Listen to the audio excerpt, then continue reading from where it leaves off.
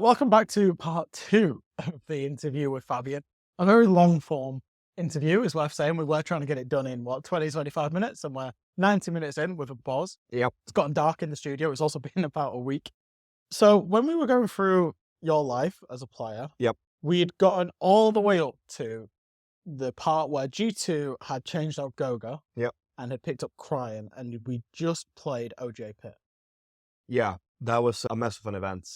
Cryn had a lot of nerves issues there, like not nerves inside the body, but like nervous issues. He struggled a lot with the mentals. So it wasn't off to a good start, especially with seeing how good he had actually performed during practice. Yeah. So, I mean, we all know how the event went. We went out immediately, I'm pretty sure. Or at least I think we went out after the first game. Yeah, I don't think just there was trying any loser bracket or anything like that. And yeah, it wasn't very much to that. Like, It we was just the went first out. game, yes. Yeah, you know, like we just went out. That's it. You don't think much more about it. It's the first game with a new player. You kind of just like, yeah, shit happens. We accept you being nervous because you're coming into the biggest team in the history of the game at that point. So we then continue. And again, at this point, obviously, I know when we were last week in, we was going to get into me joining G2. We can maybe save that for after we've talked about specifically the team and the journey. We then go on and play the SI 2020 qualifiers, the open qualifiers, because the results, no title had been won, because back in the day, it wasn't points or anything like that. You had to win.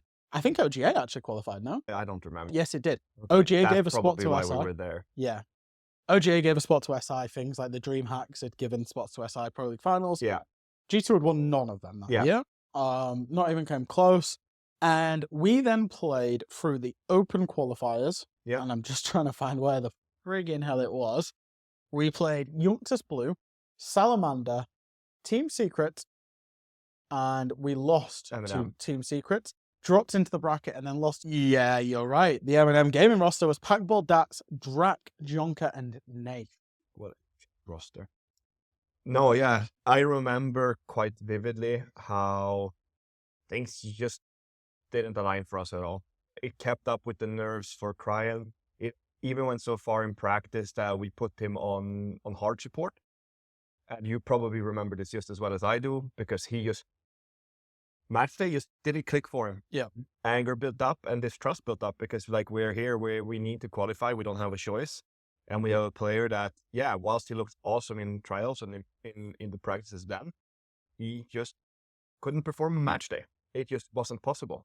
And when you have a player that you have that such inconsistency with, you can demolish everybody in practice. But if you just don't show up on match day, it doesn't matter how good you are in practice. And also you don't know where you're actually at, because every single practice just demolishing, you know?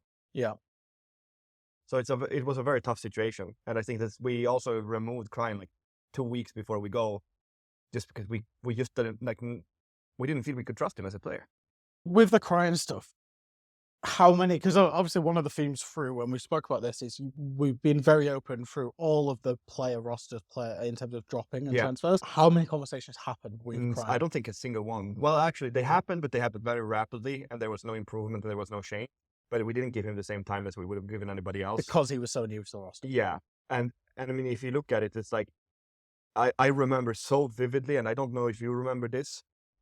I hadn't spoken to Cryn for like 4 years. And then I ended up playing rank with him just like last year. And I told him, Cryn, do you remember that moment in Clubhouse?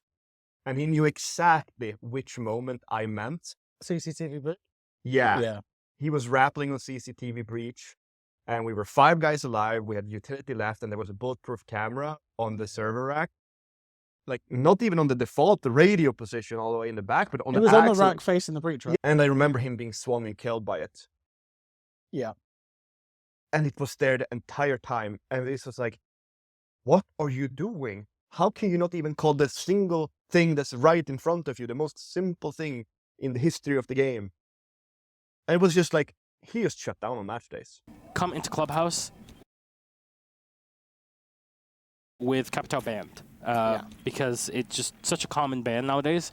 Powerful operator, it really dislodges people from hard points. This is a reason why he gets banned, because you want to kind of play a bit. Oh, Uno might be setting up for a plant soon here. The fact that he's got his smoke crossbow out and flashes are coming out. Clear ADS for any other utility as well. It doesn't have any firebolts though, so that's something to keep in mind. Aces gets one. There's a yokai in play as well here. It's Cryn, so it's fine. The Thermite is not the most important operator, but Higgs still has that yokai I'm talking about. Kanto can't deal with the Evil Eye either, as bringing the Ash, but already used his utility elsewhere for a set of smoke. Does Fabian have EMPs left, though? That could be a big changer. Oh, Aces will find one and Corey for another. This is looking like a rogue victory. Aces collects one more, but Kanto Raketti takes down Aces. Corey, though, swings wide into Cash and finds Kanto. There it is. It's done. Yeah. So, G2 get the pity invite. Yeah. We should have never gone. When this was SI 2020, reigning champions, there was one invite slot that was like a wildcard slot that nobody knew what was going to happen with, and it went to G2. Yeah. How did you find out? How did you feel? I don't even remember. I'll be honest and say we kind of knew it would go to us. No, like it was just logical. Yeah. People were talking about other teams left, right, and center, but it was like, yeah, but we won the last two. It's gonna go to us no matter what. We knew that. They're gonna want G2 there. Yeah. It wasn't that simple. So we kind of knew we were gonna get it. It's not what you want. We didn't want it, but in the end, you'll take it when you get it. You know, like anyone would have done the same. And I think we are one of the few teams that said we didn't want it. You know. I remember Nick internally being like, "No, we don't want it. We shouldn't do this. Yeah, we've not been good enough." No. So I don't even remember how we got to know it. We kind of knew. It was around about Christmas time, if I remember rightly. Told. I just maybe even beforehand. Yeah. It was well before the announcement, obviously. Yeah. It was before the announcement. It was just shit happens. We get it. We go there and we do what good as we can. Yeah. And we just didn't have the trust for Cryn to perform it. Was it? Do you think it was the trigger of we do have a 6 Invitational to play? Because actually, if my memory serves me correct, we found out in sometime late December. I want to say it was around Christmas. Cryn then played at least 4 Pro League games. I'm just checking through how many Pro League games he would have played into January with G2. I think maybe even 6. I'm going on old ESL websites here. Just to double check, just so we get the facts right. Was Cryn on this against Rogue? I think he was with us for the entire time, wasn't he? Yes, he was. Yeah, I think it was this game against Rogue because there was Aces swinging him. Clubhouse. Yeah. Red Hallway. Yes, it was. So between the time period of January the 22nd, 2020, January 27th, 2020, it was known at that point that we were going 6 Invitationals. A decision was made that Cryn had to go mid-Pro League season. Options were severely limited. So what was the process there? Because we ended up bringing Sir Boss in. Sir Boss we brought in, I mean, he had experience on the big stage. And I think that people actually kind of rated Sir Boss at that time. And if they didn't do it at this point, they had done it before. Yeah. Sir Boss was, I wouldn't say exceptional. He was a good shooter. Yes. And after those 6 games with Cryn, was like, we saw OJ Pit, we saw the qualifier, we saw Pro League start. It just wasn't there. You know, like something that sometimes things don't click. And I think that playing for that big of a team at this point in his career was the wrong place for him to be. He wasn't ready for it. He didn't have the experience. So, we just had to go for whatever we could find available. Drastic measures, though, right? Yeah, but trust is such an important thing. If you don't have it, there's no point. You'll see so many teams that crumble in the big matches because they don't have the trust. And we'd rather go with the unknown than to go with something we don't trust, because you never know. That trust might just click. Yeah.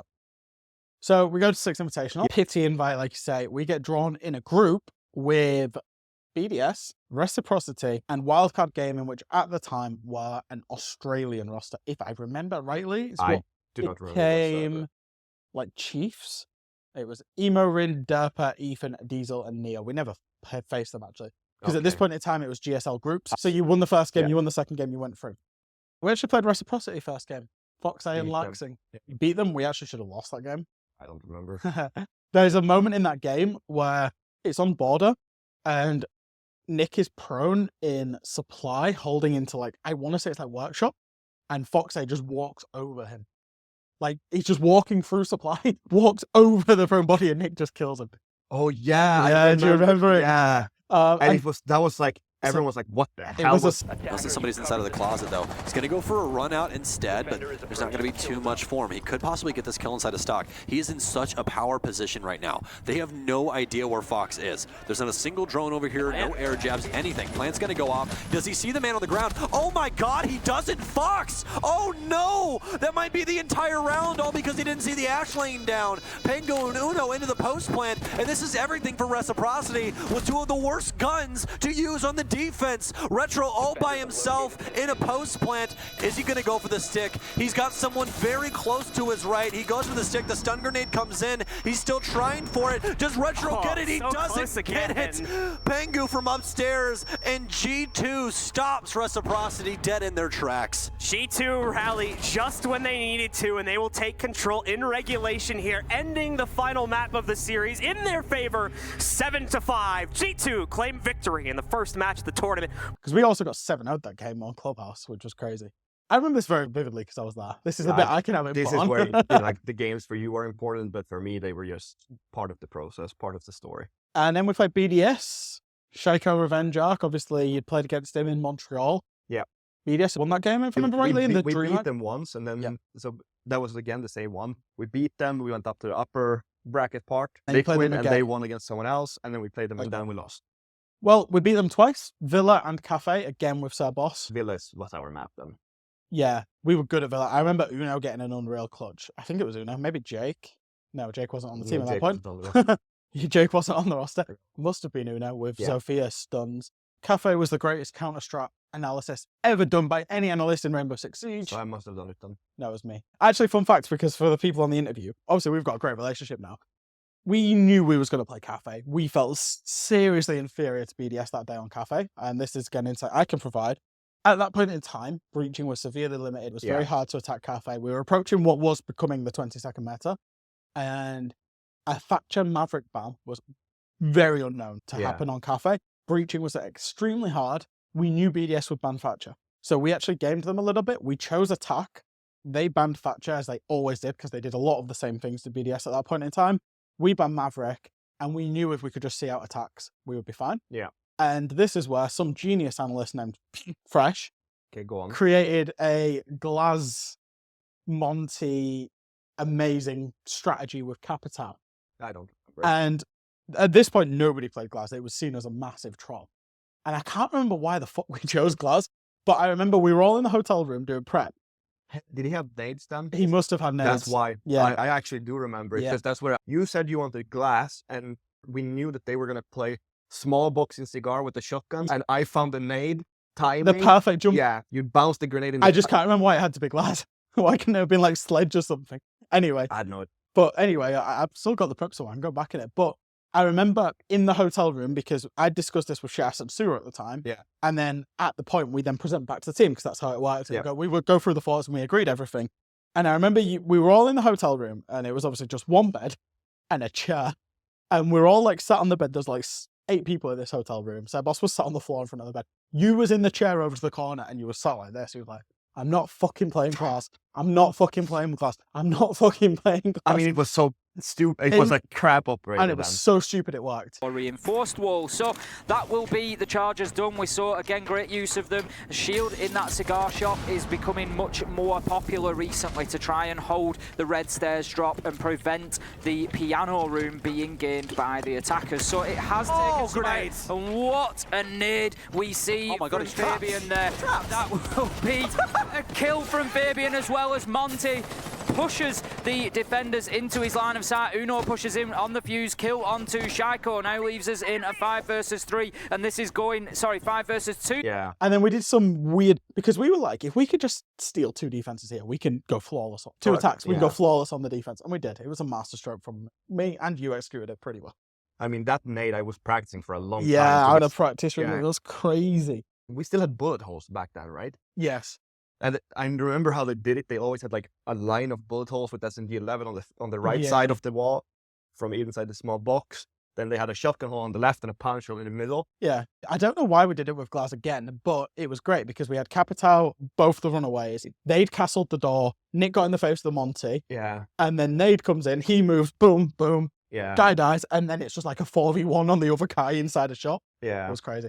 Anyway, we then move through to then playing and ultimately losing to both Fnatic, Australian Fnatic. Yeah. They included Jake on that roster. Yep.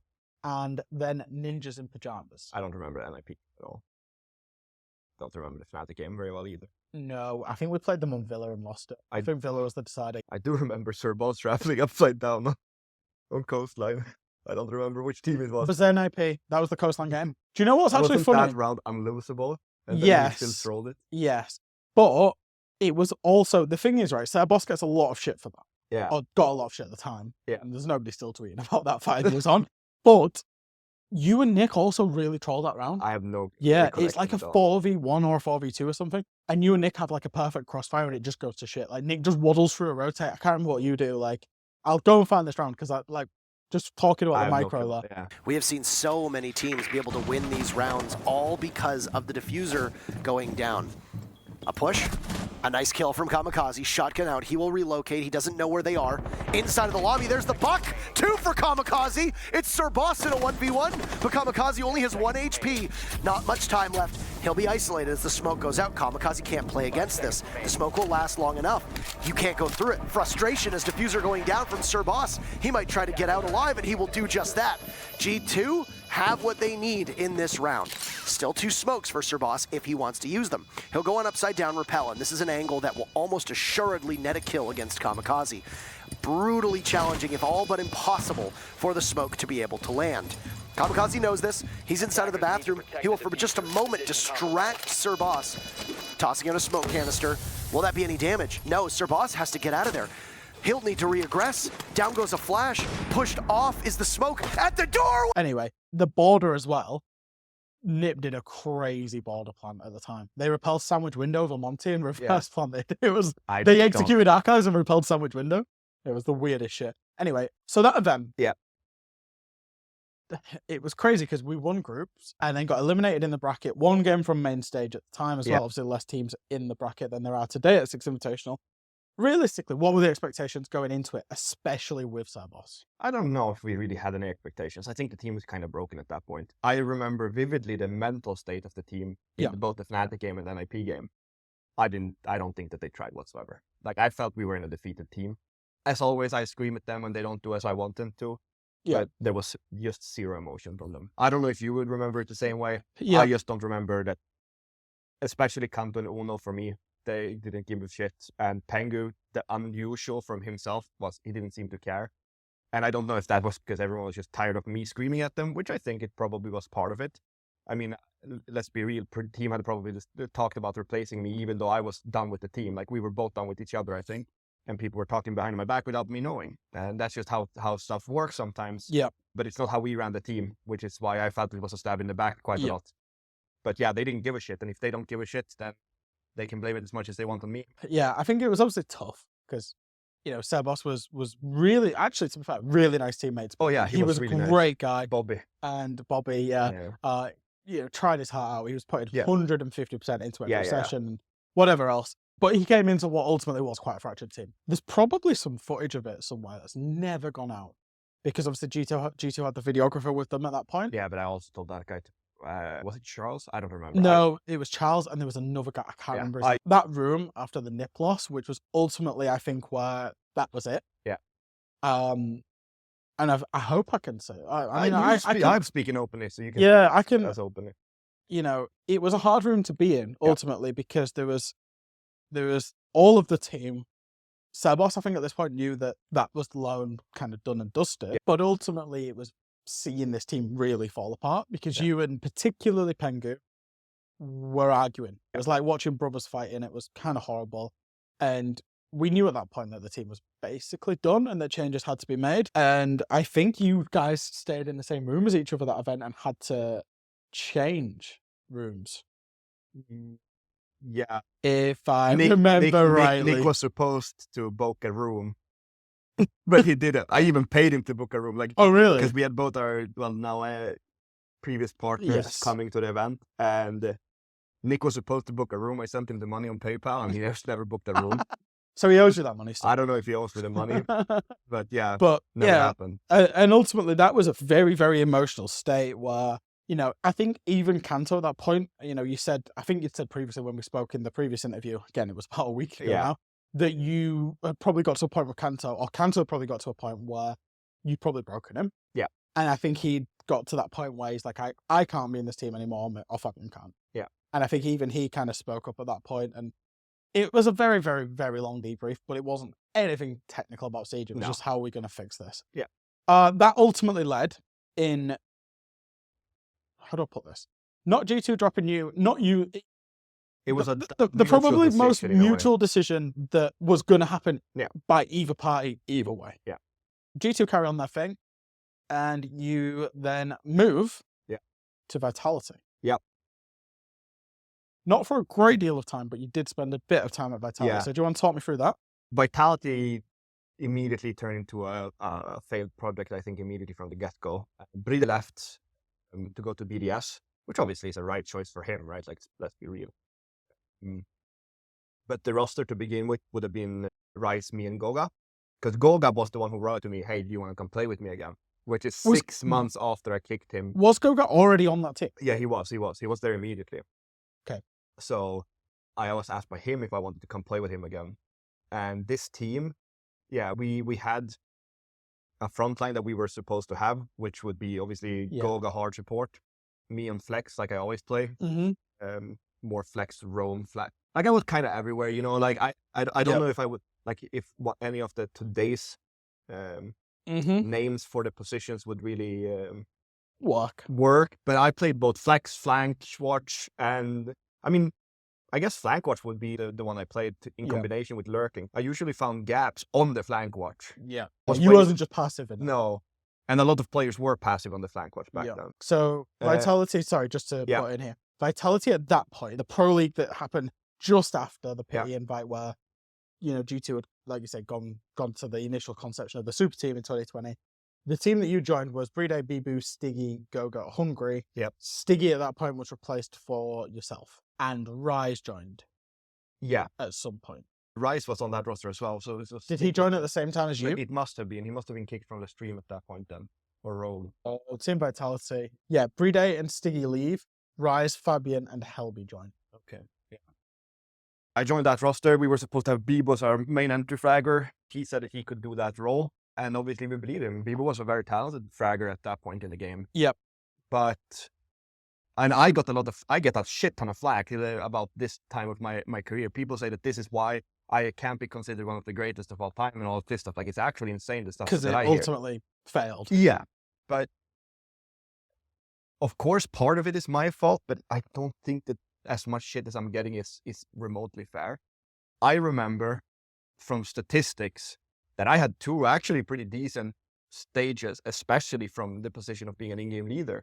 The problem was that our frontline was super timid and super afraid. I remember, because this is the one that tilts the shit out of me. I played Ace and Kate as my most played operators that stage, and I had more than double the amount of entry duels that people had on Ash and Jaeger. Gotcha. And that shouldn't happen no matter what operators your entry player plays. They should be taking gunfights. They should be brave. Yeah. And I just don't think we had that bravery. I think we lacked it. And I think the team that we had, Hungry was known as a very technical player, right? But the problem we had with that was, like, I remember one round so vividly where we were playing Villa, and this was in Pro League. I don't remember against who it was. We played Villa. Goga was planting on the vault door. We had top red control. We had what I call office control. Study. Yeah. And Hungry was on that door, and Goga was planting, and there was only one enemy left. And Hungry doesn't, like, he's not covering him properly, and lets the guy go up and kill Goga planting. And I was like, what are we doing? So we had so many, I think, players who had a really bad time in their career as individuals. Like, Bibo did not play well. Yeah. I don't think Hungry played well. I don't think that me and Rice went well together in the leadership. We were supposed to be the new structure. I don't think we meshed well, because I was a much, like, direct person and much more hostile person, like, in terms of I need results and I'm demanding them, and I'm very hard if we don't get them. And you are somewhat, I don't think you'll mind me saying this, you're quite a confrontational person. You're not one to scatter around anything. You will just, if there's a problem, let's talk. And that was completely in difference from what both Lilun, so Lori, and Rice wanted from a leader. And it's just not me. Like, that's not me. I will be confrontational. I will be angry and I will be hostile if we are not playing the level that I'm expecting of us. And we didn't the first stage. And we didn't the second stage. Yeah. And then this is where a lot of stuff comes in, because now shit starts happening. So the roster there was a plan to replace both Bibo and Hungry from that roster to get in. At that point, it would have been French Blas. Blas, who's currently on G2. With G2. Yeah. And this is when, in my opinion, he was like the up-and-coming Yeah, player. he was playing Challenger League and dominated at that point. Demolishing. And then we were going to trial players for the last spot. And there was an agreement here that was what was going to happen. But then I remember I get a call from Lori to come to TeamSpeak, and they said, yeah, that's not the plan anymore. Rice has changed his mind, and he wants to do something with Bibo instead. So Hungry was out no matter what. And then it was up to me and Goga to build a core that would, in a way, like, this is the weirdest shit I've ever done as a player. Because there was one English-speaking roster, there was one French-speaking roster that was supposed to compete for the spot for Vitality. Yeah. But I don't think that this was fairly done. Okay. Because what happened here was that me and Goga had to build a roster. Goga basically handed over the reins to me. And we trialed a few players. Blas was with us every single practice from day one, because I knew that guy I want in my roster. So French Blas was going to be on the English-speaking roster. Yes. Ultimately, never joined the French roster. Okay. Yeah. That was the plan. And then we trialed a few different players. The end result was Blas, Deepak, Astro, the English Astro. You was taking what at that point would have been, I can't remember who they played for. Lowland Lions. Lowland Lions, Diffuse Kids. Yes. So Deepak and Astro. Okay. Who Astro ended played up- for Secret. Yeah, so these are players that none of these three guys were in Pro League at this time. Yeah. But they would all come to Pro League at one point on their own. Yeah. We trial, and we're told that Vitality's upper management will make a decision about what roster that they pick. And we are kind of competing against the French roster. Did you ever trial the two rosters, just out of interest? Did you ever trial the two rosters against each other? I don't remember. Okay. That would be very interesting. Yeah. Play the best of 5 in scrims then- for a spot. This is where I get really, really frustrated, because I was told that there was going to be an upper management meeting later during this day where they will make the decision on what side of the roster they're picking. Yeah. And Lilo was going to be there and Halby was going to be there for that meeting together with upper management. The same morning, as we're heading into our last trial practice, actually, we'll go back one more day. The day before, I sit and speak to Lori, and she tells me that Blas is not the profile that Vitality as an organization is looking for. Right. Yet she allowed me, because she was involved in all the trials, she allowed me to trial Blas every single day. If that wasn't the profile that they were looking for, why was that allowed to begin with? Do you think that she just found out that information from, who knows? I don't know. It doesn't matter to me. It's a long time ago now, yeah. But why wouldn't he be the profile that they're looking for? A young French guy that's come up and coming. It doesn't make Especially on an international roster, he's the one they could sell, yeah. It makes I get zero it. sense. So the next day we're heading in for the last practice, and it was Astro and Deepak and Blas, me and Goga. Yeah. And that morning I get the text message from upper management saying that they have chosen the French roster. Gotcha. But you guys were supposed to have the meeting later that night. Ah, okay. So for me, it's like, what the fuck is going on? Yeah. It didn't make any sense. Yeah. And this then led to us canceling that practice, clearly. We're not going to go into that knowing we're not going to be the ones chosen. And one of the reasons that the French roster would be picked, and this was told to me, that if they don't have a full 5 French lineup, they will not be playing together. They will be us that they pick because we have the English-speaking roster. Right. And they don't have 5 French players. Okay. Because they were supposed to merge with, I think it was Temper at that time. Yes. But that fell through. Okay. So Vitality took from what we were trialing, me and Goga, they took Deepak and Astro from us and put them with the French guys. which doesn't make any sense because they were supposed to be a French-speaking roster. Why are you doing this? So just so I've got the facts straight. 2 rosters, one international speaking, English speaking, one completely French speaking that was supposed to be train hard, merged into what was the French core, Vitality, Rise and Hungary. And Rise and Bibu, sorry. They then tell you on the English speaking side, we're not picking you, we're picking the other roster. And then that roster, they move 2 of your players that you've been trialing into to create a kind of a hybrid and English-speaking roster. Again. That ultimately never became, No, right? it never happened. But that would have been, what, Deepak, Astro, Hungary. I keep Deepak, saying Hungary. Astro, Bibo, Rise, and I don't remember. +1. Yeah, okay. And the crazy part here is that they strung along Deepak and Astro for a long time. Eventually, they never got signed. But we're talking about like 3-4 weeks of stringing them Astro along. actually had a few instances of this as well. Yeah. But he was strung along with like different teams. Told he was going to get signed. He just never was. Okay. And then eventually, I mean, they did end up with a French roster, but that's how my playing time with Vitality ended. I felt very dirtily done. Yeah. I don't think I was treated fairly. And then after that, there were offers on my table, but none of them paid enough for Vitality to agree for me to. And this was the thing, right? Again, you know, probably a little bit of speculation because this is just what I'd been heard / what I'd been told, not necessarily by you or anything. Vitality paid quite a big transfer fee for you to G2. Yeah. They obviously, from a business perspective, want to recover that investment.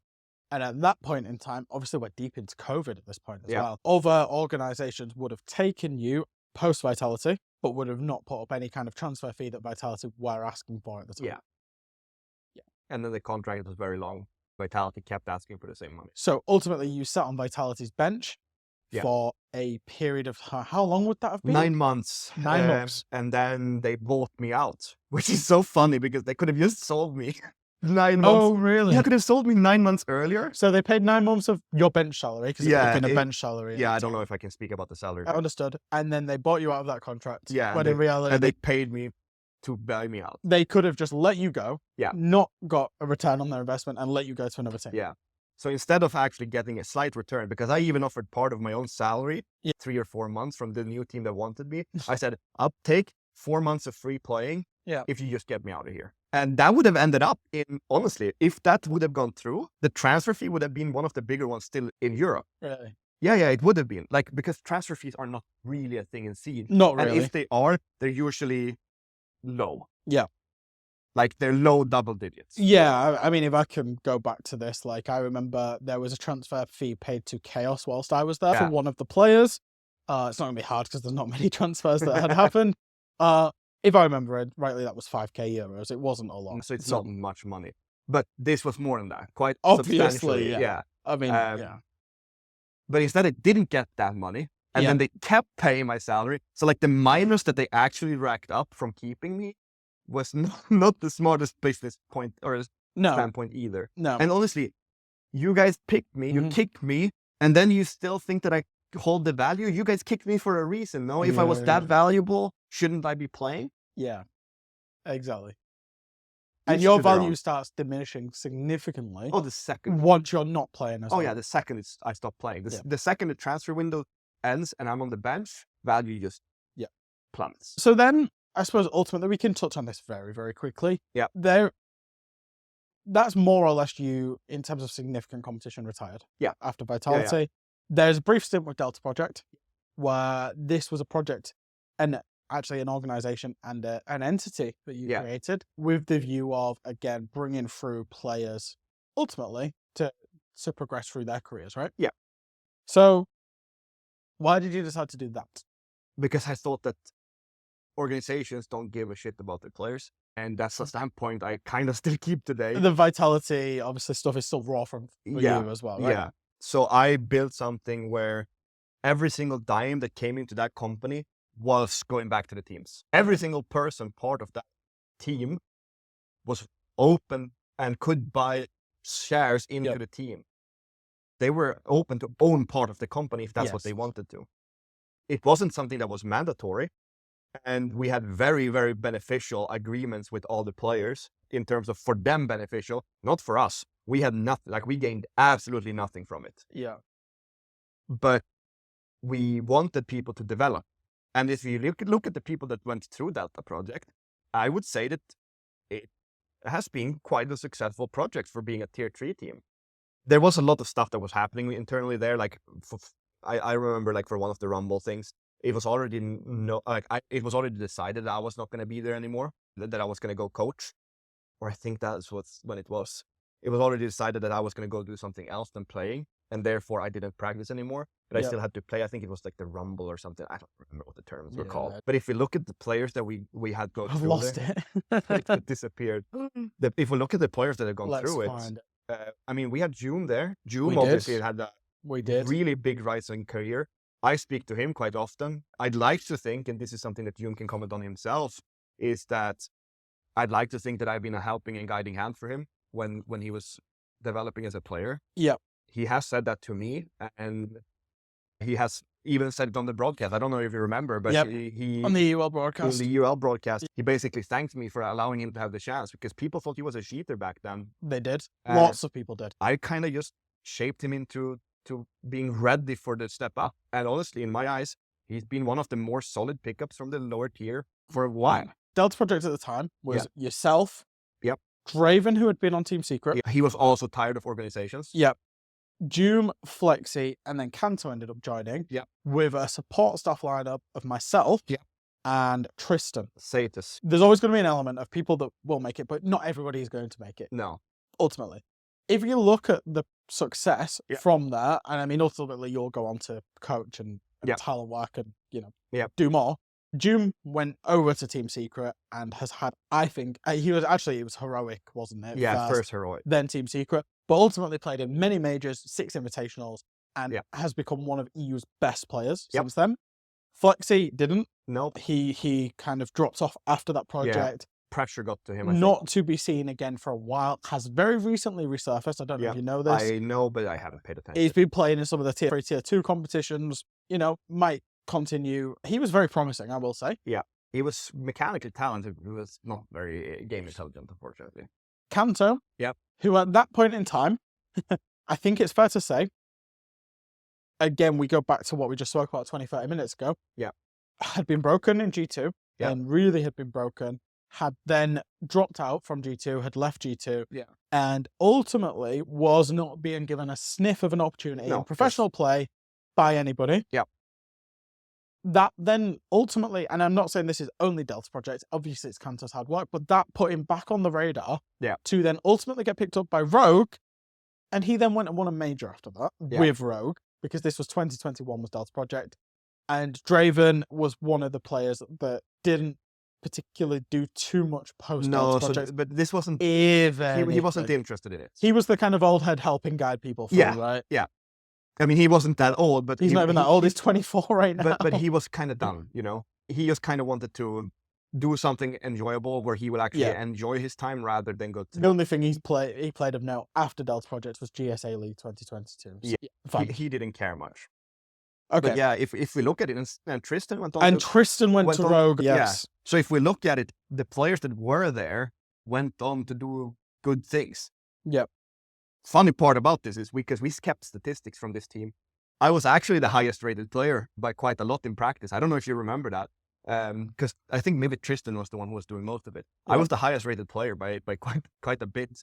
And I was really salty that Kanto got the shot with Rogue, because I was playing the roles that he then ended up playing in Rogue. Yeah.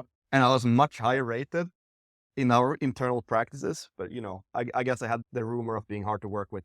Yeah, exactly. Let's not be kidding ourselves. It's a rumor for a reason. It's true. I am hard to work with. But then again, I do get the results done when I Yeah.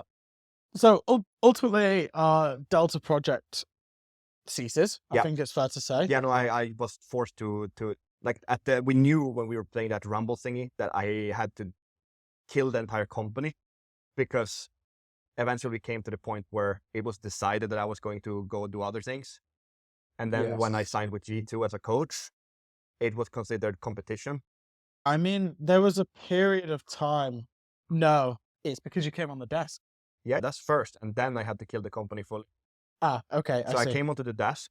And that's when you stepped away from Delta Project. From the playing. Because and we you was coming out to Paris and doing and the we studio. knew I was going to do that, so I stopped practicing with them. And that's when we were still playing the tournaments that we were playing with. Okay. I say we reunite. Obviously, we've been quite intertwined in... Actually, one thing that I will talk about before we go back past this. Look how I always end up with my old teammates. Count that I had such a big break. Even though you'd somewhat broken him, back together. And also with Goga, I full on enforced that. It was me or it was him, because he broke internal rules. Yeah. Even if I am hard to work with, there must be something that I'm doing correctly, because all the players that I work with, they come back to me and say, you were right. We should have listened. Yeah. And that has legitimately, me and Kanto are closer now than we were back then. Yeah. Kanto has come back to me and said, you know what, Fabian, you were right. We should have never split parts back in G2, but I couldn't handle it. At the time. Cryn has said to me that time that he spent with me in G2 and with us in G2 was one of the most developmental, strong periods for him as a player. He knew how much shit he had to put up with if he wasn't performing. So he understood that, I have to start performing or I'm going to be not getting anywhere. That's what he said to me. And it just goes to show, I've had another player come and talk to me after G2 as a coach too, but we'll maybe get there later. He also said that you are right in what you're saying, but it's not everyone that wants to follow what is right, because sometimes they want to enjoy themselves more. Yeah. So there is something correct, even if I'm hard to work with. But they always come back. They always find a way back into my arms. They always do. They always do. And I think that speaks to itself, right? Is that you're not hiding who you are as a personality, or that you can be difficult to work with, and you can be. Yeah. But at the same time, it's because you want the best results. Yeah. And it's because your demands and your expectations are that high. So playing side is now done. You are retired. This is where I come in a little bit, because you join the EUL APAC North broadcast talent team. What a time to be alive. In 2022, stage 1, off the back of Jess leaving the desk. Yeah. How was that? I needed a job. You needed money. No, it's not even about that. I wanted to do something different, and obviously having a job that actually pays something is good. But and that's part of the reason for why I took it. Yeah. But also, I think that you and I have always had a good friendship. Even though, like, the way that, again, I'm gonna say it because the reason that you got kicked from G2 is all on me. And we will get back to that later. I think it's a good conversation to have, because I think that, again, I just upheld the values and the rules of our team internally. I mean, we can get into it now if you want. I think maybe it fits now. It fits that playing side of it now. Yeah, right? Because we're at the end of it. So maybe it's good that you introduce how you got onto the team, because I think that conversation needs to be had first, because this was behind basically every player's back. None of the players knew you were coming. Yeah. It was a shock for you guys. Yeah. From my point of view, and in reality, I guess maybe this is something that you may not appreciate at this point in time. I was working for tier 1 teams. Obviously, and again, people might not realize this, there are lots of support staff that somewhat freelance for tier 1 teams, especially around the time of events when they're big tournaments where it needs a lot of prep. You will just outsource some of it to some support staff. Yeah. I'd been working with some support staff. With some teams, I'd actually been working with Vitality at that point in time, after you leaving, through 2021. Wait, no. Of course it wasn't after you was leaving. It was before you even joined, because they were talking G2 times. Sorry, my mind's all muddled up. This was through 2019. Okay. With Vitality. Yeah. And I'd been working with Vitality for a few months with Laurie, and it was Helby who ultimately took the job that I was lined up for. Yeah. Now, I don't know for certain that a contract was ever going to come, because this happened a lot again in the esports world. But at that point, I was trialing over an extended period of time for ultimately what was for free. Doing prep, giving my prep to the team, getting involved. That's ugly done, by the way. You should not have done that for free. I mean, it happens so often. It's sad. And I think the thing was, I'd developed a relationship with Chas and Nick from external factors. I'd met them through a completely different, like, they knew who I was, but it was a different thing external to G2. that I was helping them through at the time. And I remember saying to Shas, hey, Vitality want to sign me. I never got into this to be an analyst. Like, I've got a job, but I want to do it now, right? Yeah. Ultimately. How much should I be getting as an analyst? Yeah. And that's what led to the conversation of Shas saying, hey, do you want to join G2? Yeah. I don't remember the specifics. We're talking 6 years ago now. But ultimately, I do remember some of the trial stuff I did for Shas. And Shas was, and I suppose Shas mainly, was very, very straightforward in that he was like, right, just do some match prep so I can align it with mine, see what it's like. If it's fine, then you're in. And it was a game that because I wasn't on the team at that point, you'd played against Na'Vi, if I remember rightly.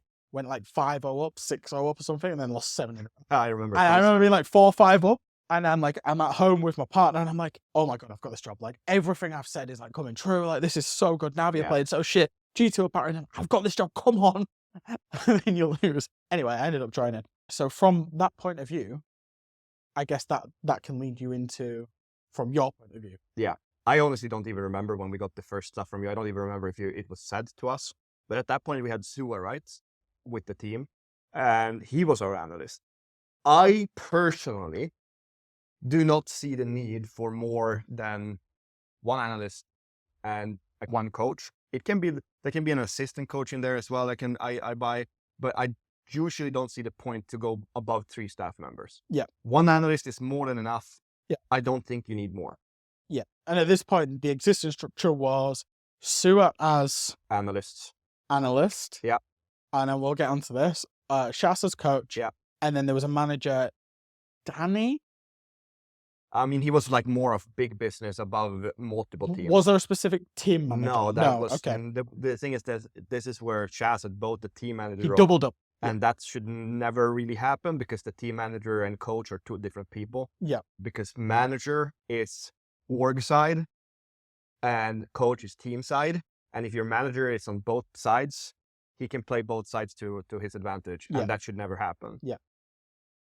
So I think there was a little bit of friction between Shas and Sua that was developing. There was a lot of friction, and ultimately, I think it's fair to say, and again, this happens in a lot of teams, and especially in esports, we've seen it even at this event, right, with Six Invitational, teams making roster changes afterwards, whatever. People go into self-preservation mode, and, you know, I don't know whether Shas did or not, but ultimately, he probably saw Sua as a threat to his job, because Sua, at that point in time, was very, very vocal. I'm not an analyst, I'm a coach.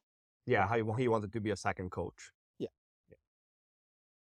But no matter what, and no matter how big frictions were, I personally don't allow shadow changes. It doesn't rock well with me. What's that, sorry? Shadow changes. Yeah. Doing it behind people's back. And that's what, in my opinion, Shas did to Sua. He was trying to replace him behind his back without having these hard conversations where, Sua, you need to know your role, you need to know your job, and you need to perform your job. Yeah. If you then don't perform it up to the standard that the team has, we'll talk about replacing you if you don't improve it. But Shas never had these conversations with him. And then you come from absolutely fucking nowhere. I just turned up in TeamSpeak one day. Literally. And we're like, what's that idiot doing here? Yeah. And that's not how you do changes. Because we always spoke openly with the team. We always spoke with each other. And Sua was even being told at boot camps in Berlin that people knew he was about to lose his job. Because then at that point, I'm guessing what you're saying with Shas, that he went into self-preservation mode because he's both team manager and he's coach. And I ultimately did not want to be the coach of G2. No. So you were never a threat to him. Yeah. I don't think that Sua was ever a threat to Shas. Shas was cemented within that team like nothing. So Sua could have never taken his job. Mm-hmm. That would never have happened. But we need to have those conversations with each other. Put down my foot and said, Shas, this is not how we do things. And that's basically where your trial ends, I guess. Well, because you got to work with us for a while. I did supersede you. Yeah, you did. I did. It's basically, maybe I should save Sua. I don't know. I just put down my foot and said, Shas, this is not how we do it. It had to end. I think we all knew that. Me and Sua actually had a very, very big conversation about this in Montreal when we went out to the Six Invitational. Yeah. And we understood ultimately the reason I was there. Yeah. And again, from my perspective, I'm not going to turn down G2. Nobody would. No, nobody would. It was a big opportunity for me. Yeah. And ultimately, being blunt, had I not taken it, there are so many things right now that I would not have been able to do. Probably. So it was a big opportunity, and yeah, just to close that out for me, post SI 2020, you left. Yeah. Who else left at that point in time?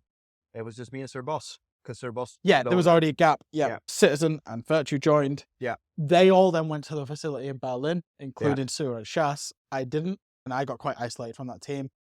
And I don't mind saying this, had a bit of an ego, and combine that with, at the time, a terrible work ethic as a global pandemic was kicking off. Yeah. And regardless of, we knew it couldn't carry on, the two of us. Yeah. Sura was in there in person with Shas. I wasn't, and I was not performing in my role, and I was rightly kicked from G2 at that point in time. That was the biggest wake-up call I've ever had on work ethic. So that was me joining G2. I think, obviously, I'm eternally grateful for the opportunities afforded to me because of that. Yeah.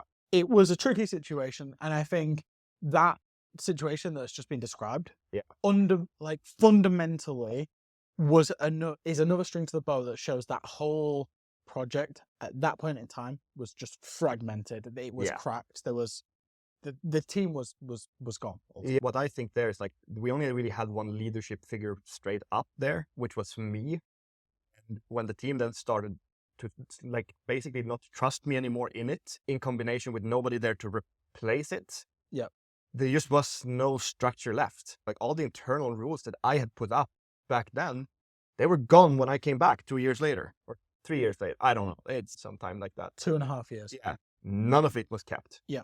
So we can, I think your time in Talon, we don't really need to get into. I don't think there's too much of a thing. I mean, the reason I did it is just because you and I were good friends, and I think you and I have always had good synergy. So we always like to joke around. And we had a great time as in the Talon. Initially, you've had 2 stints as Talon now. Yeah. First stint was 2022, post Vitality, post Delta project.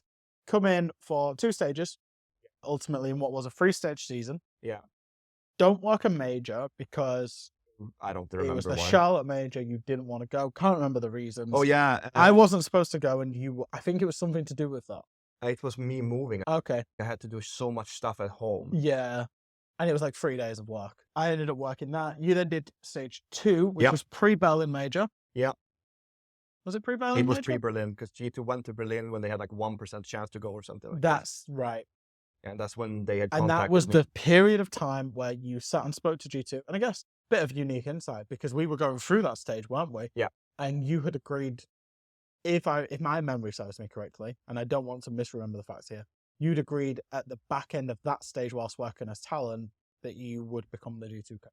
Yeah, they contacted me to take that job, and can't say no to that organization. It's my home organization. It's my home team. It's my team. Even if I'm not with them today, that's still the team that in 2017 I created. Yeah. Me and Jonas started it. Yeah. We forced Pangu into it by tricking him. We bullied Pangu into it. We bullied him. We manipulated. And it's my baby, So no matter if the roster changes, it's still my team. Yeah. And I can't say no to them. Yeah, absolutely. I can. You can. Actually, fun fact, because that was an interesting period of time, summer of 2022, because you spent a good 3-4 weeks, maybe longer, whilst working the broadcast trying to convince me to join G2 alongside you. Yeah. I didn't. You would have won an invite. Well, we'll get to that because that wasn't your first attempt, was it? At trying to convince me. But it was the I'm joining G2, you're coming with me, and it never transpired. No. Okay, so first stint of Talent, somewhat uneventful. We had a lot of fun in the Paris studio, didn't we? We were covering APAC North. We were talking about Fav Gaming going up against what was Talon, who were shit at that point. Some of them games were incredibly shit. And but we had to go up so early in the morning. Yeah, it was like 5 a.m. walking through Paris city centre to get to the... Oh, don't remind me. It was terrible. But it was a good time. We had a laugh. We lived in Paris at that point in time. And we had a bit of a base. We weren't commuting in and out at that point, which we'll get to on the next stint as Talent, because that's when we did. Okay, so you joined G2. Yeah. 2023. G2 at that point had failed to make the Copenhagen major. I can't remember. They did go to the Berlin major. On the 1% chance. On the 1% chance, and at that point, according it to was already Spraguni. decided that I was coming. And at that point, the decision had already been made. That was Shas's last powwow with G2. Yep. They made main stage in Berlin. Yep. They lost to Rogue, who ultimately won that event. And you take the reins after that for what is ultimately stage 3 of that season and the finals were your first stage of G2. Yeah. You finished 7th. Did we? I don't know if that was the stage or the league. I think it was the stage. And you don't make the Jönköping major? Yes, you don't make the Jönköping major. Yes, you finished 7th that stage. 4 wins, 5 losses. Was that part of this team? I don't remember this part. Team was Citizen, Virtue, Alamau, Doki, and Oh, yeah. Okay. So this is actually, apart from Citizen, Yeah. who got replaced by Benja, this was the team that won this SI. was But this very massive team. the stage, which would have been your first stage as a coach, Yeah. G2 struggled. Yeah, we struggled massively, and there was a lot of internal fighting here. There was basically 2 different camps within the team. I don't mind talking about it because to me it's ancient history. Yeah. Citizen. Yeah, because the team that currently represents G2 is a fragment of this with only Alamau and Doki. Yeah. So Citizen had the leadership role here. He was the in-game leader and the captain, and he just did not get along well with either Alamau and Doki, and they felt very, very suppressed by him. Like they couldn't speak their mind. He was constantly blaming them. Okay. And they just didn't want to play with him anymore. Gotcha. Which then led to him getting an offer from, I think it was Sonic. You are correct, Sonics. Yeah. And we kind of just said, yeah, go for it. Yes, because this was ahead of 6 Invitational 2023. Yeah. Yes. We didn't mind him leaving because it was like both Alamau and Doki were saying that they can take over the role for him and that like they can cover the calling, which at that point I was very doubtful of, because when I was working with them for those 3 months, they weren't talking much. They weren't very innovative. They didn't come up with ideas. But that kind of goes along with the idea of what they were telling me, that they felt suppressed. They couldn't come with these things because they weren't allowed to do it. And this is when you come in, you are the new guy there. You can't really see it because you don't know how deep it goes, you know? Yeah. You only see the top layer of things. So I wanted to get Blast at that point because Blast was known to be a... French Plus? Yeah. He knew how to speak. Which is poetic that he's now on G2. I mean, it's super funny, right? I wanted to work with him twice and it never went. And then he goes there when I go there away from there. But yeah, he knew how to talk. I didn't see Alamau and Doki covering up for him because they weren't talking enough. And also Benny was available. Hindsight, he was definitely the right choice in Benny. I don't think that my logic was wrong, but in the end, obviously, why it was wrong, I can admit that. Like, we should have always gone for Benya. In my eyes, having worked with Benya for that time, Benya is, in my eyes, the most professional player I've ever worked with. He's the guy that wants absolute most out of everyone, and he holds an extremely high standard on other people. He's just not very vocal about it. Just from my point of view, I did a podcast episode with Call Out and Fultz, and we spoke specifically about Benja because I said at the time his personality, because he's not vocal, you don't necessarily think he's like that, but he has slotted into their culture extremely well on SSG, and I'm not surprised because, you know, when you're saying things like that, I'm not surprised. I tried to buy into PSG Talon. Yeah. Like, I genuinely tried to get him to Korea because when he had no team, I was like, well, look at this. I can get a little Danish guy with me. So, just on that as well, and I don't mind adding a bit of flavour to this. I don't know if you was aware at the time, but there was a couple of teams in for Benja. Yeah. G2 ended up...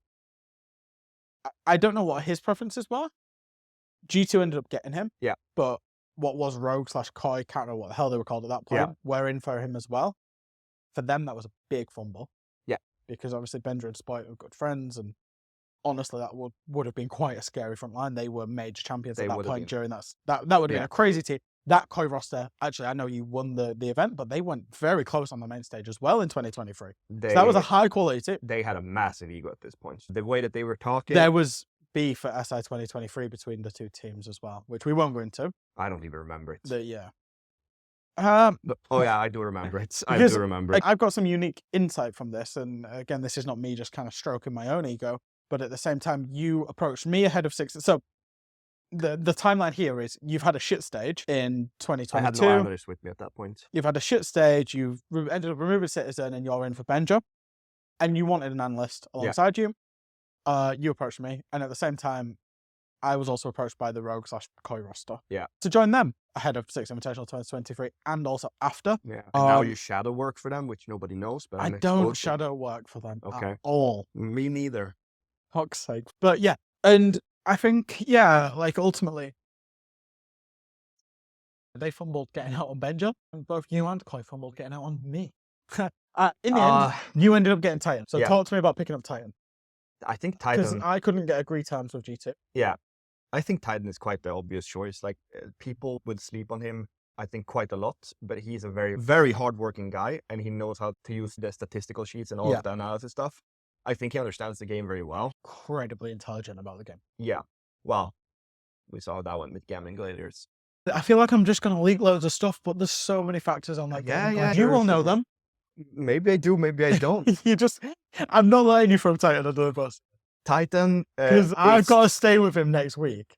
Titan. Can I say why I'm staying with him? Sure, go on. I've got to stay with him next week at your wedding. Yeah. So congratulations on that. Thank you. And I can't have him watching this thinking I've allowed you to throw him under the bus. No, so Titan. Gaming Gladiators was not solely Titan's responsibility. Solely on him. As the head coach, is the ultimate responsible for anything that goes wrong. Dear. Okay. And yeah, they've sucked, and it's all Titan's fault. Okay. Yeah. So you pick up Titan. He's intelligent. He's great in the sheets. Yeah, not so much game-wise, but obviously that shows with the Gaming Gladiators. But yeah, no, Titan was an obvious choice. I think that people were underestimating him from his stint with Team Secret, because he kind of went from like analyst, like second analyst, and then he just like everyone else above him got kicked, and eventually he was the head coach of Secret. And he inherited it. And then he started... But you'll know this just coming into this as support staff. Yeah. Support staff are obviously impactful, but if something is fundamentally flawed in your team, it doesn't matter in the playing stuff, doesn't matter who you are. And we spoke at this, and again, I'll encourage people to go and watch it. The episode that you did about PSG Talon in the middle of Six Invitational kind of speaks to that as well. I mean... And that's what Titan was experiencing with Secret, and in a way has experienced with Gaming Gladiators. Yeah, that's a conversation you can have with him. I just think he sucks. I will have it with him in Poland next week. Yeah. He's a hardworking guy. He knows the game decently enough to be in that situation. And I think that people weren't giving him a chance because they didn't know what he was actually capable of. And him and I get along really, really well. So for me, that's also a very important part when you pick your staff members is you get along. Because you can't work with people that you just see completely 180 degrees from. Okay. So Six Invitational 2023 comes along. G2 have had a bit of a shocking year, apart from a main stage with Berlin. No Jönköping major. Qualified to Six Invitational, if I remember rightly, on points. Was this the first points-based system? I honestly do not remember. I'm going to double check this. Yes, it is. G2 get in as the number 10th place team on points standings. Okay. Which actually not bad. I think a reasonably strong EUL just hadn't made the majors. Yeah. And obviously a main stage at Berlin had helped that. I don't think sentiment and that event was particularly hot on G2. No, they weren't.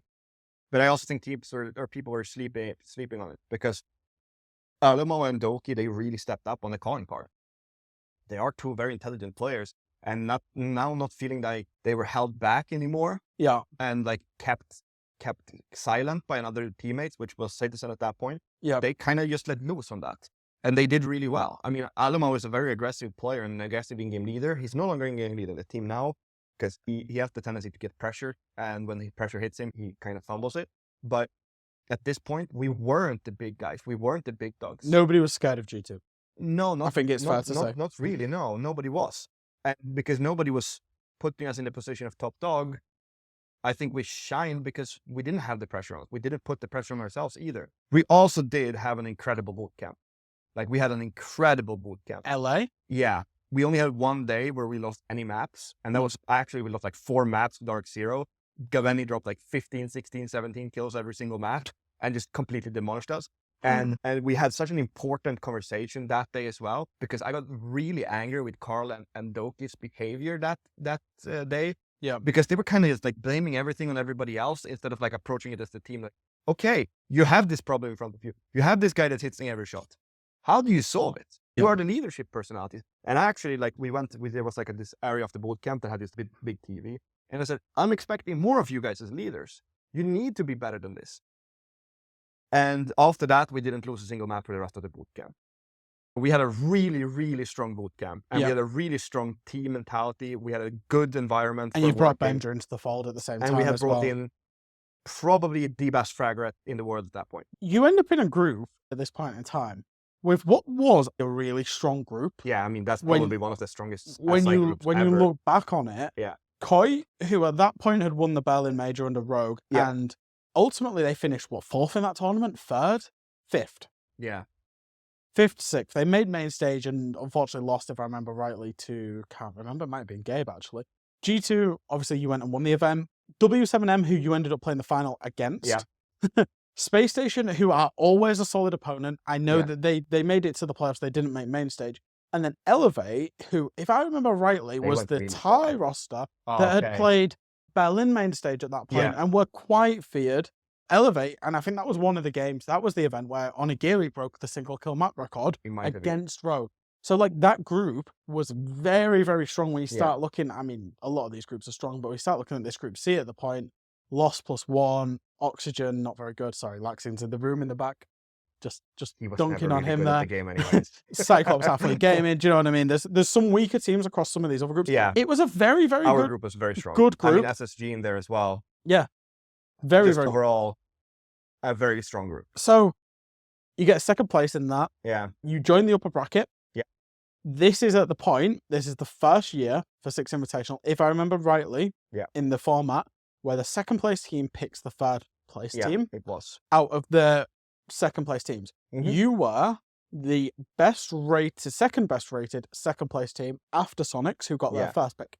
Sonics picked Dark Zero because they felt they knew them. I remember speaking to them at that point in time. That blew up in their face. G2 picked Wolves Esports, a regional rival. The other options would have been Oxygen Esports, or and you couldn't pick W7M because they were in their group. So your choices were Oxygen or Dark Zero. Yeah.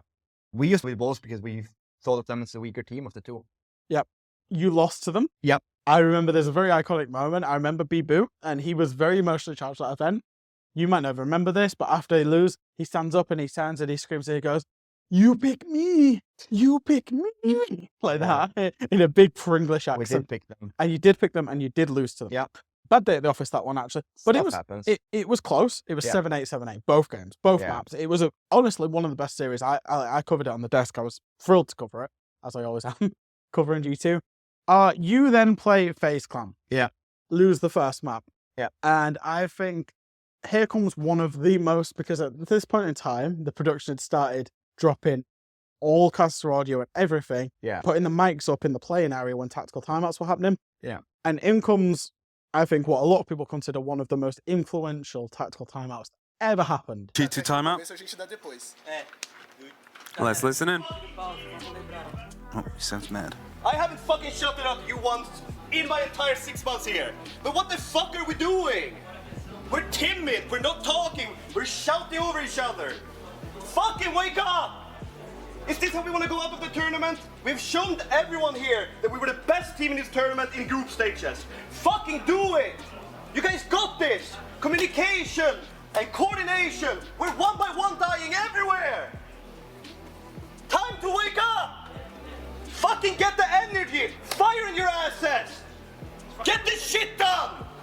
Let's go for it. Let's wake up. Fucking energy! Show it! Fucking go. They're not even playing. They're not even playing like crazy siege. It's just default. Stop doing stupid shit. Like it's easy to counter. Okay, no problem. We're just not doing simple shit. What? We're just not doing all simple Exactly. We're not doing simple shit. They are. We just Like, sat there. yeah, exactly. That one was quite easy to take because we were shaken, really shaken. Like we were not playing ourselves, or we weren't playing the game we were supposed to play. We weren't playing the game we were preparing to play. I am a strong believer of the in-game leader needs to have the ultimate decisions in game. I only think when the coach has 45 seconds, you don't ultimately have that much time to change around strategically. The in-game leader and the teammates around you, they need to have mastered all their positions on the strategy we're playing. Whichever operator they play, they need to know what they need, and they need to be able to adapt between round and round so that you know what will happen the next time.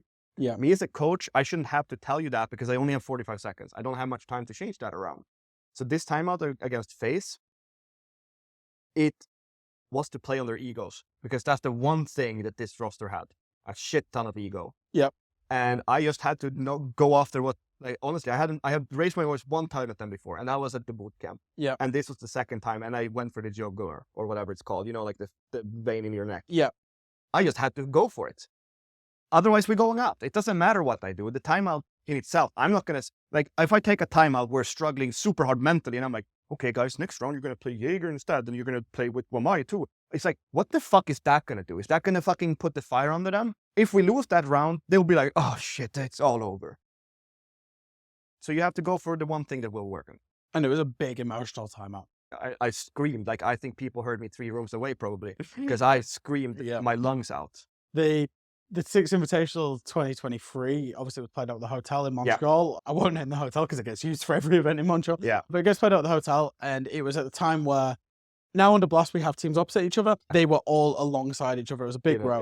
And I think everybody, because, you know, there were TVs facing the players that the spot staff were watching from, obviously, and I think everyone was like, what the fuck was that? Yeah. And it did light a fire under them. Jake told me he wanted to kill me. Really? Because he was embarrassed. He was so angry. How dare he say that to me? I'm going to prove him wrong. Oh, I'm going to prove him right, I guess. Yeah. Okay, so you kick on. You beat FaZe. You knock them out of the competition. We're not going to get into the micro of all of these games. No.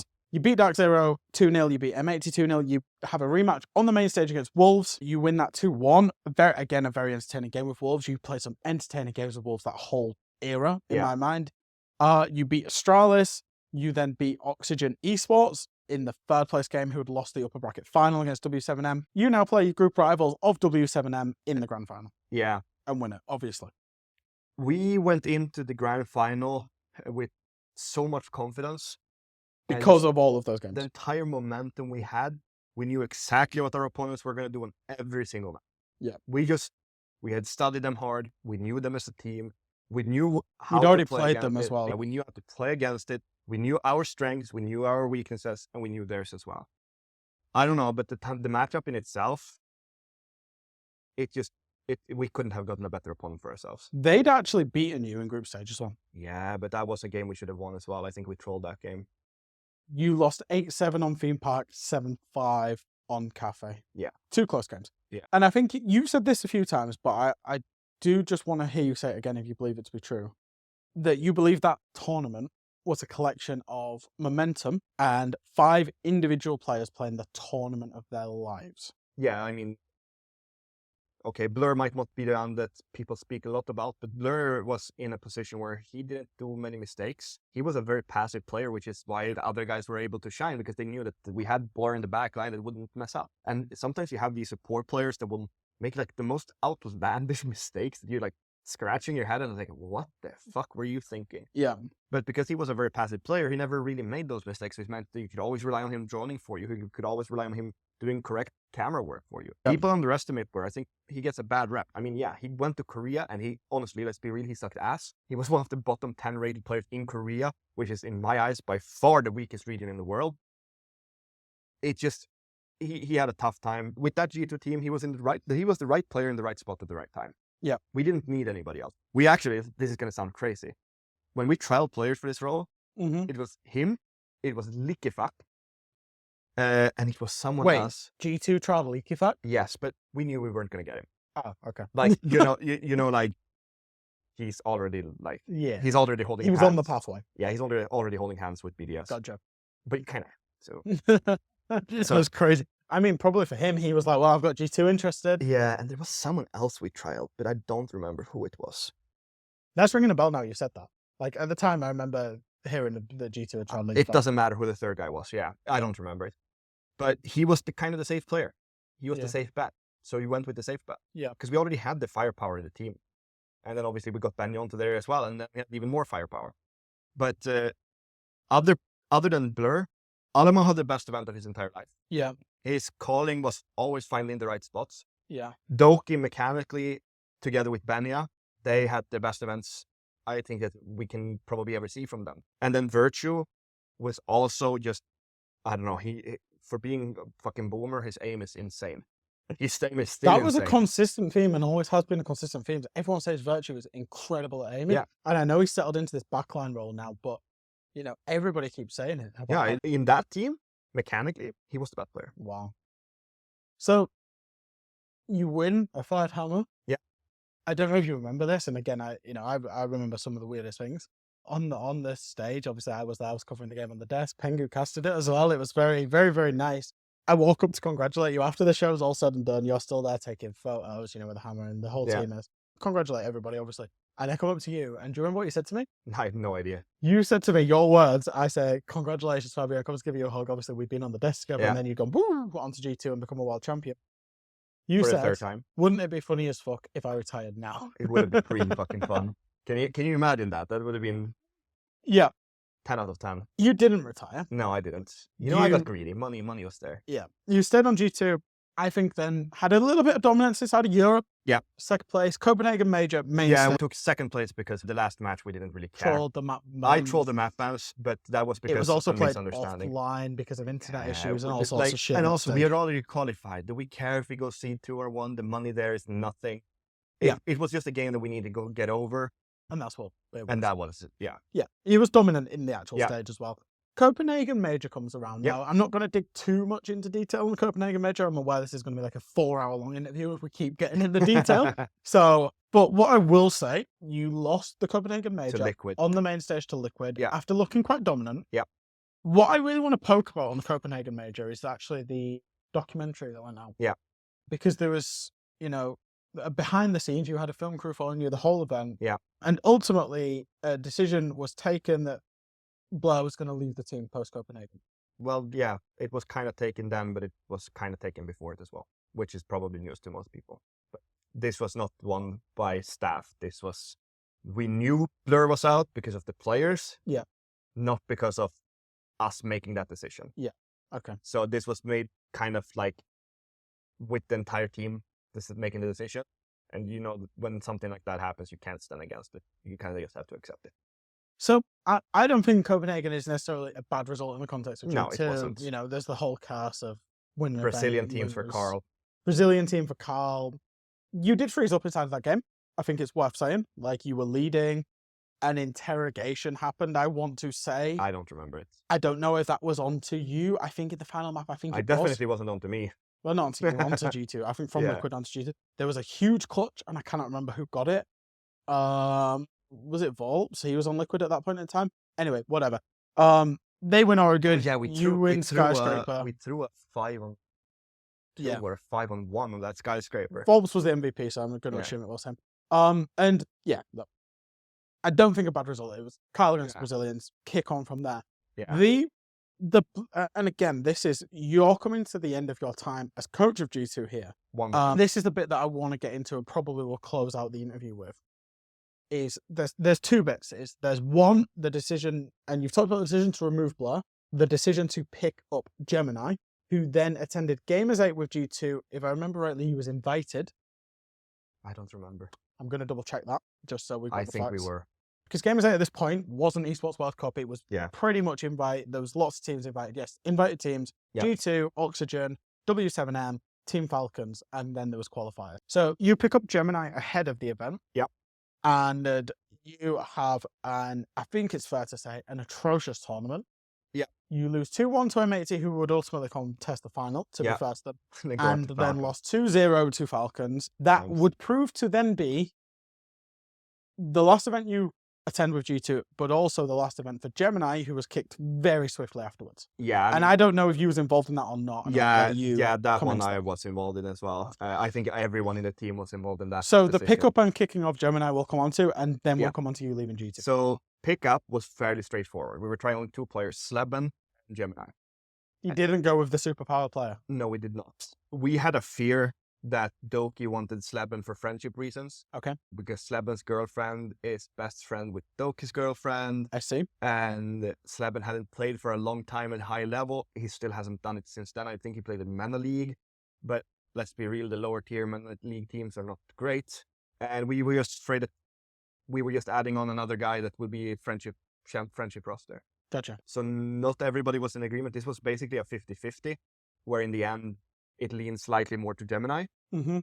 Because he was actually killing it in practice, like in the trials. He was dropping high amount of kills. It's like a Cryn 2.0 this. He dropped high amount of kills. When things were going against us, he was always like extremely positive. Yeah. And like, come on boys, let's turn this around. Like always like wanting to push the team. Alamo said that for him, Gemini was super clear choice because he helps him with the calling. Okay. And if we have both him and Doki being able to help with the calling, and he actually drops all those kills, then it kind of became obvious. Okay. I mean, I will say it was everyone in staff agreed on it, and then there was 2 players on one side, 1 player towards Sleben and 1 player indifferent. Okay. So it was only 1 player voting for Sleben, and I won't name any names, but we can assume. Okay. So the choice went super smoothly. Yeah. Event didn't go so smoothly. Online Gemini was fine, but when we get to the event, he was too clingy to be a professional at this level, I think. Clingy. Yeah, like all over teammates. He was fanboying other teams, which you're on G2, brother. You don't fanboy anybody. Yeah. You don't go, oh my God, Shaco. Right. Oh, Okay. man. Why are you Did he really do that? Pretty much. And we're talking, you just joined a team that half a year ago is the world champions. It's the number 1. You are the number 1. Yeah. You don't do this. And then there was some uncomfortable situations with him for personal That relations. you're not going to get into. We're not going to get into. Understood. That just made it so that the team just could not continue working with him. And this was noticed very early on at this event. So this was kind of like, no matter how the event went, I don't think he would have stayed. This was managers, this was players, this was me. All of us in agreement. And I can somewhat verify this because, you know, I've always been somewhat close to the G2 core Yeah. at every event, right? You know, I speak to them. I spoke to you at that event. Yeah. It was very early doors, even before you was playing games. You was like, Yeah. okay. And sometimes that happens. You never know. Like you're working online. You never know really who it is that you're getting yourself to work with, right? Yeah. Which obviously turned into a shit situation. Yeah. The event itself, this was, again, I think wrong focus from the team. We weren't focused on playing. We weren't focused on winning. Like, I remember that, like, for me, it's always been event first, everything else second. Yes. When you're there, you do everything to perform at the event. And you put everything that you want to do after you're out or you've won. Mhm. But that wasn't really the focus of our team. They like to go out. They like to, like, Alema went for this, he went this traditional clothing in Yeah, I Saudi remember. Arabia. It's like when you have that focus rather than, well, of course, we still have focus on the game, but it's not 100%. Okay. Then you're doing the wrong decisions. And Alamo shut down fully against both Falcons and against M80. And I remember, I don't remember if it was M80 or if it was Falcons, but I shouted at him like there was no tomorrow. Because he was just sitting in his chair off their map. Like a ghost. Just nothing. Like his face was whiter than the walls in this room. And if that's how you're going to shut down on the big stage when you're playing against teams that on paper are way worse than us. Yeah. Falcons certainly at that point were still not in an official competition. No, that had just started. Mana League had started. Had just started, but we're not Considered a great team. Yeah. No. It's certainly G2 should have been beaten. I mean, they should beat them every single day of the week. So, bad result. You then tell me at that event, because we Yeah. were there, we spoke, that you were out. You were out of coaching G2. Why make that decision at that point in time? To me, that team and I never saw eye to eye on how to work. Professionalism, the way that I want professionalism to be, which is probably quite exceptionally high, it wasn't there. Discipline wasn't there, both in-game and out of game. Ethics weren't there the same way that I want them to be. Nothing aligned on the mental way of working on a team and how to be a world champion. So for me, that was like, you know what? I can't put up with it anymore. I don't think that Carl and I saw eye to eye on much. And when you have your Indian leader and coach not being able to work with each other, Yeah. then it's going to be tough. Do you think it was just like friction like that? Yeah, I mean, a stupid wall meets a genius, unstoppable object, you know? Carl is a genius. You're right. Yeah, sure. Put him there. Guys won SI in 100 years. Yeah. No, I'm just taking the piss. But yeah, no, ultimately we couldn't work together. It just is that simple. And I think it is maybe understated how important the vision has to be that the coaching staff and the leadership from the support staff and the IGL, the conduit between the two they have to be in sync. And if you and Carl are not seeing eye to eye, you're fundamentally disagreeing.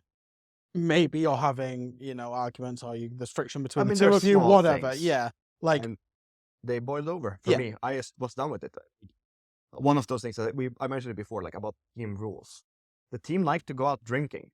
And to me, yeah, that's fine. You can go out drinking.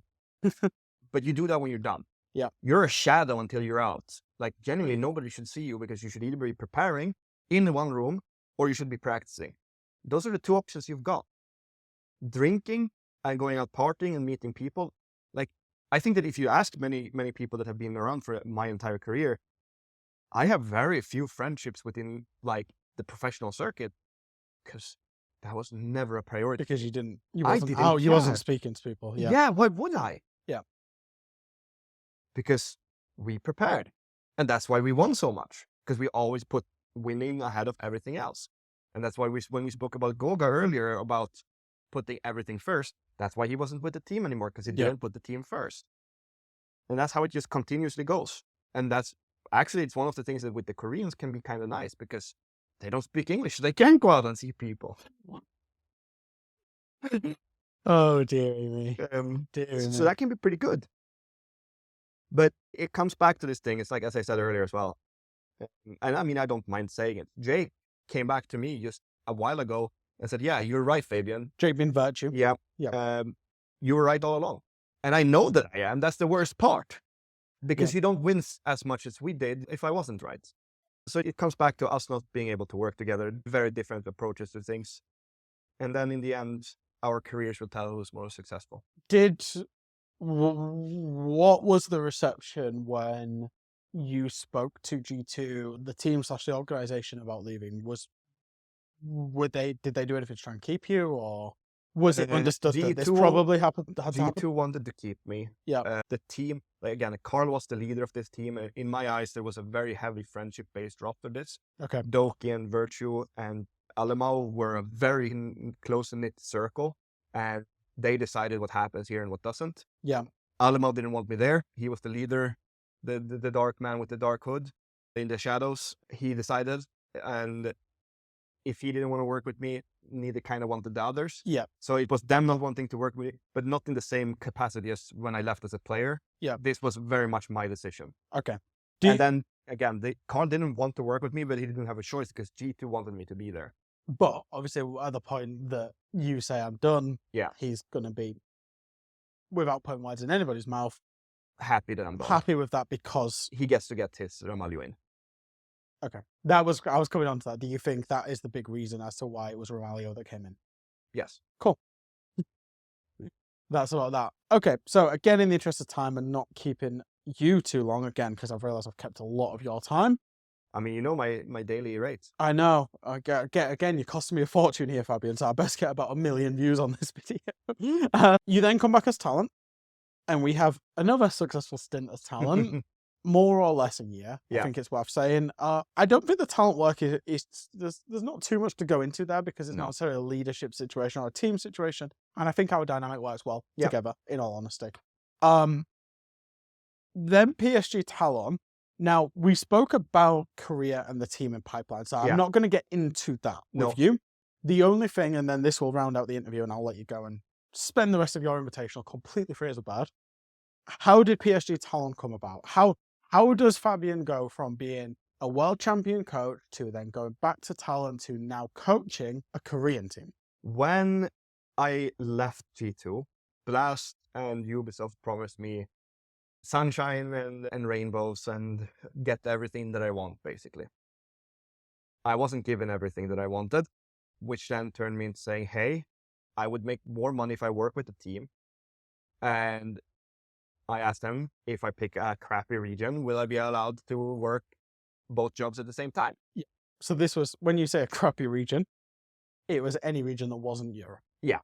Well, yeah, so every region except Europe and Brazil then. Because, rest are crappy. Okay. And it's actually, I feel like that was aimed at it was just because there's two former very...